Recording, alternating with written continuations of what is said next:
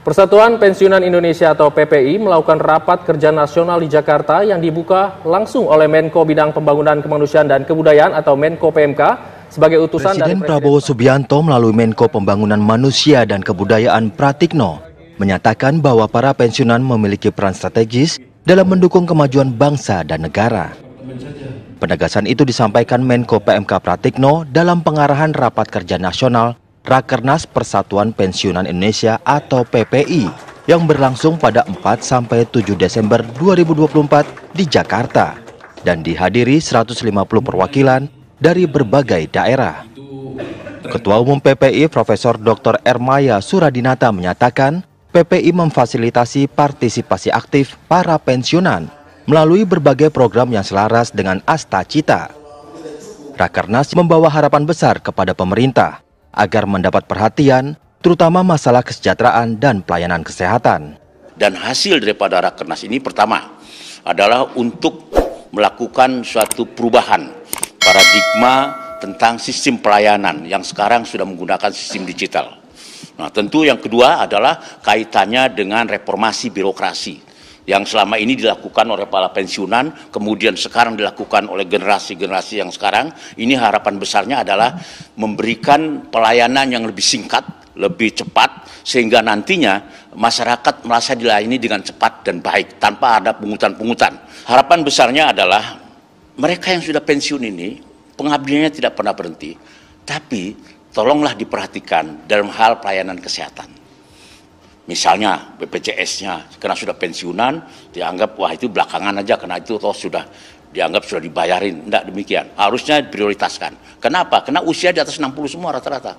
Ya. Yang kedua adalah juga fasilitas bagi daerah-daerah untuk memberikan infrastruktur tentang fasilitas bagi lanjut usia. Ini bagian daripada usaha kita memberikan pelayanan kepada para pensiunan. Kemudian juga tentu ya, kalau pegawai negeri TNI, Polri semua naik, juga pensiunan juga bagi pensiunan TNI, pensiunan Polri, pensiunan ASN, pensiunan BUMN, ya harusnya juga dinaikkan. Nah, supaya mengikuti perkembangan ekonomi. PPI berdiri sejak 17 Maret 2022 yang merupakan wadah para pensiunan dari berbagai latar belakang. Saat ini, PPI memiliki 15 Dewan Pengurus Wilayah. Perencanaan keuangan itu tidak diajarkan di sekolah, jadi banyak dari kita mungkin yang kurang, yang tentunya ya nggak terlalu melek sama yang dana pensiun ini, termasuk ya kita zaman dulu ya. Sekarang intinya gini, dana pensiun tuh untuk kita tahu berapa kebutuhan kita, ya kita harus tahu gaya hidup kita dulu seperti apa, Dina. Jadi semua diukur dari pengeluaran kita, ya.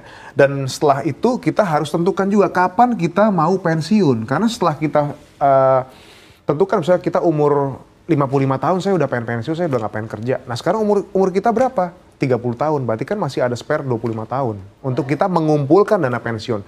Kita harus tahu time frame investasi kita berapa lama. Nah dari situ, ya.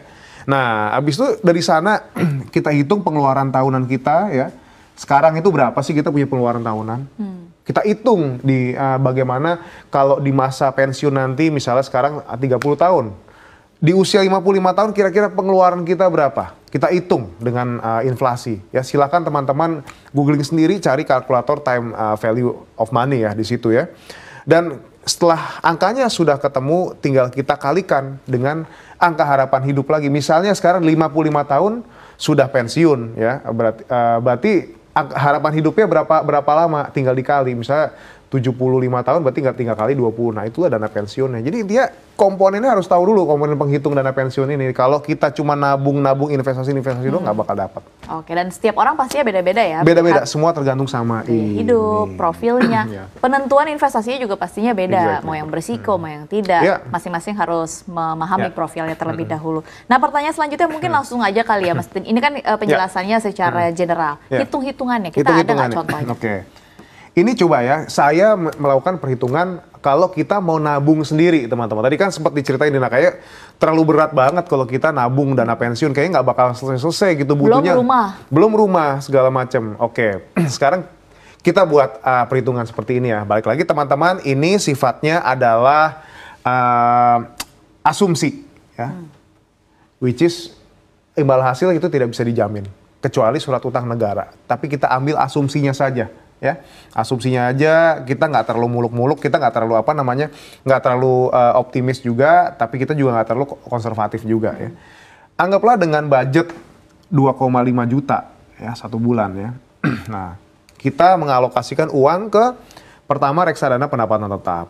Terus abis itu ada reksadana indeks saham, dan kita alokasi ke saham blue chip yang kita beli secara DCA atau dollar cost averaging, nih, jadi berkala. Ya. Dan anggaplah misalnya ya reksadana pendapatan tetap itu setahunnya imbal hasilnya sampai 7%.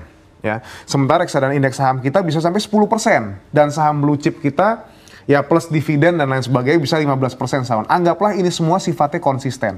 Ya. 1 juta ke sini, 1 juta ke sini, 1 juta ke sini. Maka dalam waktu 20 tahun yang akan datang, segini yang kita dapat dari RDPT, segini kita dapat dari indeks, dan segini yang kita dapat dari saham blue chip. Nah, kalau di total jadi 2,1 M. Cukup? Ya. Untuk pensiun ya, sih. Tergantung. Ini harga yang angka yang lumayan. Angka yang lumayan besar. Tapi balik lagi ya, ini semuanya yang saya bilang tadi ini adalah asumsi ya. Balik lagi, ini adalah ilustrasi. Jadi tidak bisa dijamin pasti segini. Oh, saham blue chip pasti segini. Ya nggak tahu juga gitu. Cuman kan asumsinya biasanya dari datanya kan seperti itu. Anggaplah kita di atas 10% lah di situ. Kita bisa dapat segini. Nah, anggaplah sekarang kalau misalnya ya sumber dana pensiun itu sebetulnya nggak cuma dari ini, teman-teman. Ini nabung sendiri. Barangkali teman-teman punya AJHT, BPJS TK yang nggak pernah dicairin. Ya misalnya, sebetulnya ini kan bisa dicairin kalau kita kena layoff gitu ya, kena kehilangan pekerjaan, kita bisa cairkan itu. Terus habis itu ada lagi teman-teman mungkin punya juga buka akun DPLK juga, biar saya juga ada kesadaran deh buat nabung dana pensiun di luar dari investasi kita sendiri ya. Kita itu. Nah, sekarang bayangin kalau tiba-tiba angka ini di-combine, ya let's say dia ada 150 juta, ya di sini DPLK, karena dia nggak pernah ditarik ya, terus DPLK-nya dapat 750 juta, dan 2,1 M ini dari investasi sendiri. Dapatlah kita 3 M-an di situ.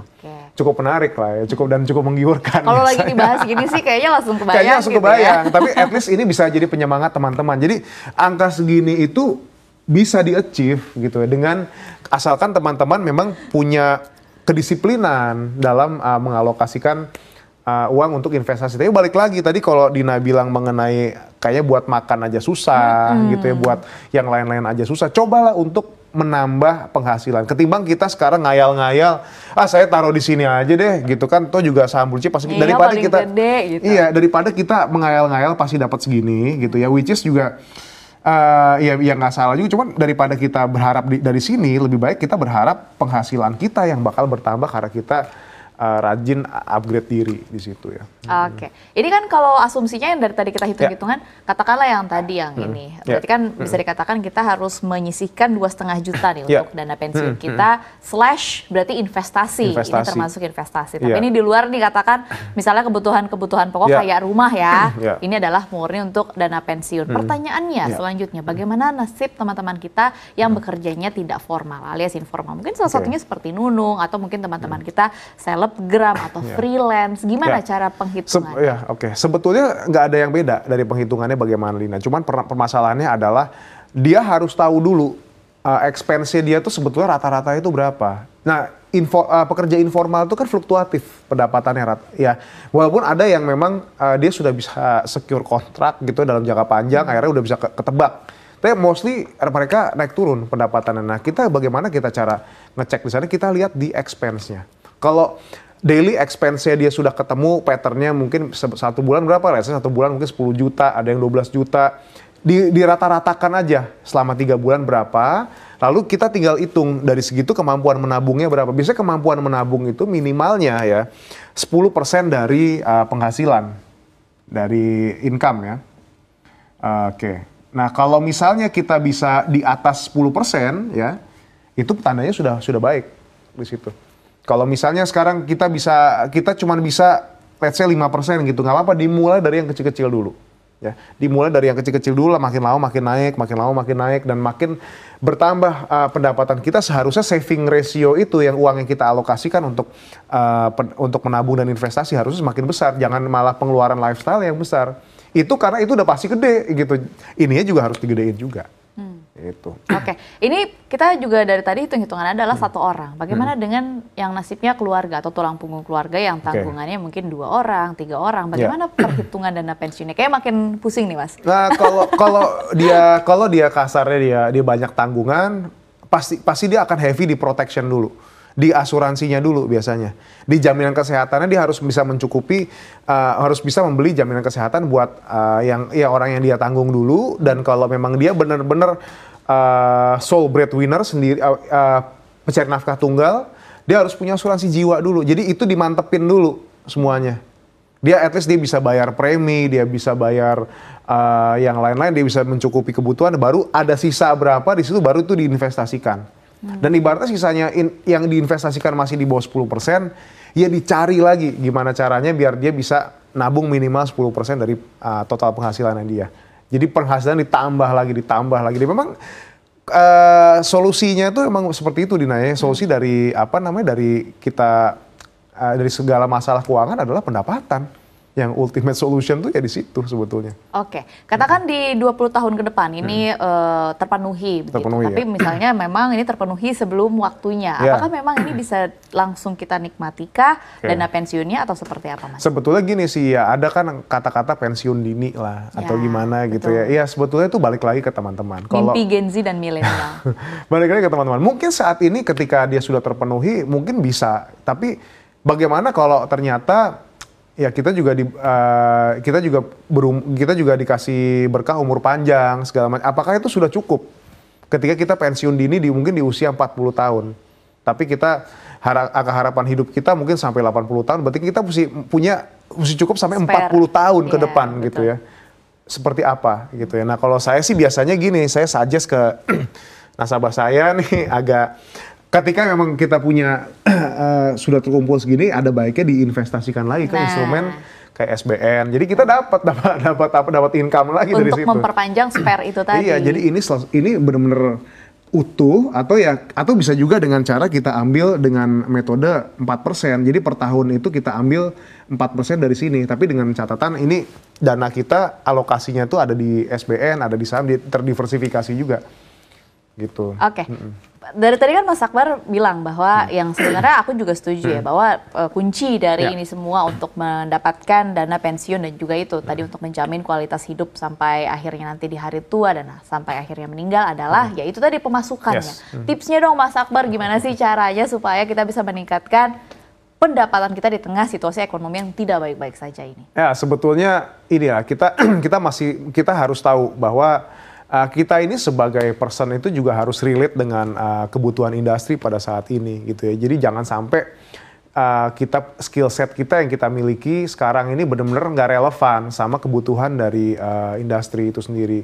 Sekarang ya kita semua udah tahu ya udah ada ChatGPT kayak gitu kan, banyak emang profesi-profesi mungkin kayak content writer gitu kan, dulu kan freelance writer tuh banyak sekali. Sekarang mungkin udah berkurang karena orang bikin prompt aja dari ChatGPT udah bisa jadi satu artikel yang bagus banget dari situ.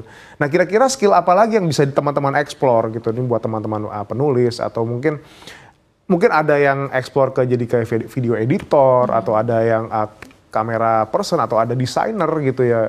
Atau palu gada, Mas. Atau palu gada tetap harus gitu. Cuman ya balik lagi, ya kita ada baiknya kayak gitu kan.